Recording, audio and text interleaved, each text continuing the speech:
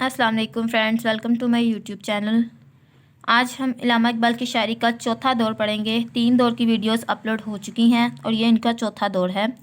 इकबाल की शायरी का आखिरी दौर है जो 1924 से लेकर इनकी वफ़ात यानी 1938 तक फैला हुआ है। गोया बांगे दरा के बाद उन्होंने जो कुछ लिखा वो सब कुछ इस चौथे दौर में शामिल है। ये दौर इकबाल के अफ़कार की पुख्तगी और इनके फ़लसफ़े की तकमील का दौर है। इनके अफ़कार का मरकज़ी नुक्ता इनका फ़लसफ़ा खुदी है जो इस दौर में अपनी तमाम जुज़इयात के साथ मुकम्मल होकर सामने आता है। इनकी इस दौर की शायरी की खसूसियात दर्ज झेल हैं।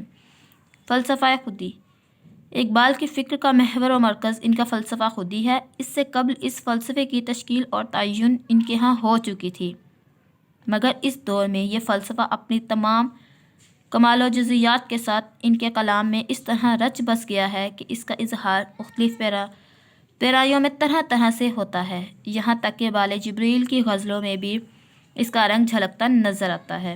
मतलब ये जैसे इकबाल की ये इन्होंने नज़्म के अशार बयान किए हैं,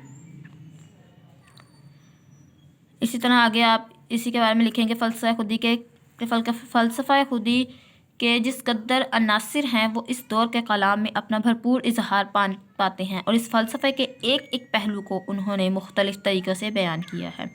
सिर्फ बाले जिब्राइल को ही ले लिया जाए तो इस मजमूए में भी इनके इस फ़लसफ़े के तमाम अनासिर मौजूद मिलते हैं। इनके इस फ़लसफ़े का एक अहम पहलू इंसान की फ़जीलत है और ये अशार बाले जिब्राइल में हैं। अरूज आदम खाकी से अंजुम सह में जाते हैं कि ये टूटा हुआ तारा में कामिल न बन जाए। इसी तरह ये नेक्स्ट भी इसके अशार हैं। इस फ़लसफ़े का एक और अहम पहलू इश्क और अक्ल का तज़ाद है। इस सिलसिले में बाले जिब्राइल के ये अशार हैं। अगर आपको यही अशार याद हैं तो आप ये लिख सकते हैं। अगर आपको ये नहीं याद होते तो आप कोई और अशार भी लिख सकते हैं, लेकिन पॉइंट ऑफ व्यू के मुताबिक हों। जो आप पॉइंट लिख रहे हो उसके मुताबिक आपके अशार होने चाहिए। गर्ज़ ये कि इस दौर के कलाम में इकबाल का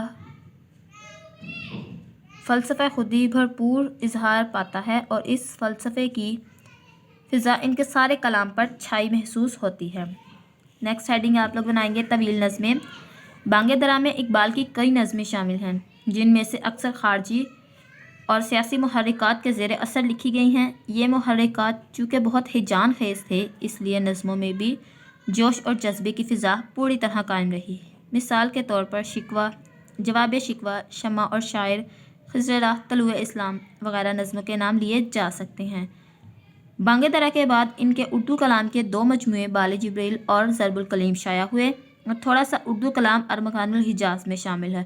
थोड़ा सा उर्दू कलाम से मुताबिक अरमग़ानुल हिजाज़ जो इकबाल की बुक है इसमें फ़ारसी और उर्दू दोनों कलाम शामिल हैं।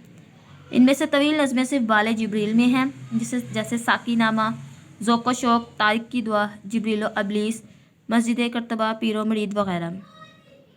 या फिर एक तवील नज़्म इब्लीस की मजलिस से शूरा अरमग़ानुल हिजाज़ में शामिल है। इन नज़्मों के मुहर्रिकात भी सियासी और ख़ारजी ही रहे हैं, लेकिन ये मुहर्रिकात इस कदर हिजान खेज़ नहीं थे जैसे कि बांगे दरा की नज़्मों के थे।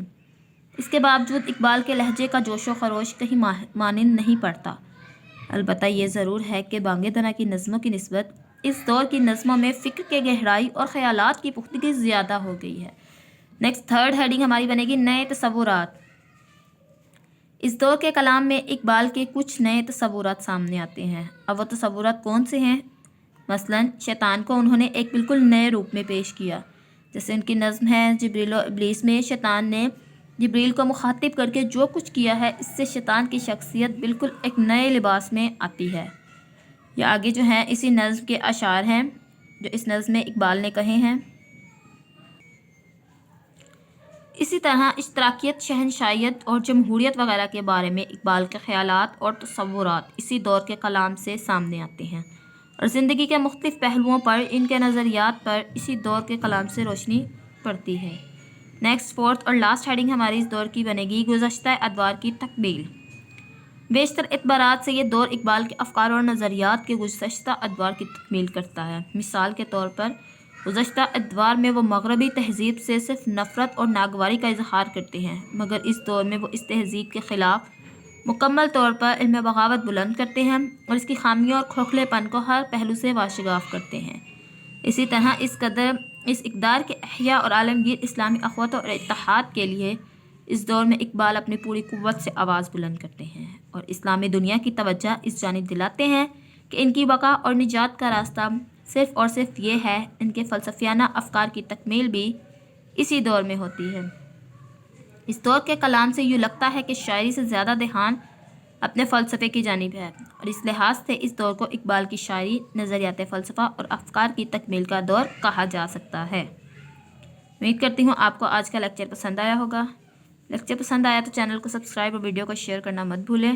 انشاءاللہ باقی جو اقبال کے تینوں دور ہیں ان کی ویڈیوز لنک میں ڈسکرپشن میں دے دوں گی، اور یہ اقبال کے چاروں دور، پہلا، دوسرا، تیسرا اور چوتھا دور کے لیکچر جو ہے وہ ہمارے آج کمپلیٹ ہو گئے ہیں۔ نیکسٹ ہم اقبال کے باقی ٹاپکس پہ انشاءاللہ کنٹینیو کریں گے۔ Thank you for watching.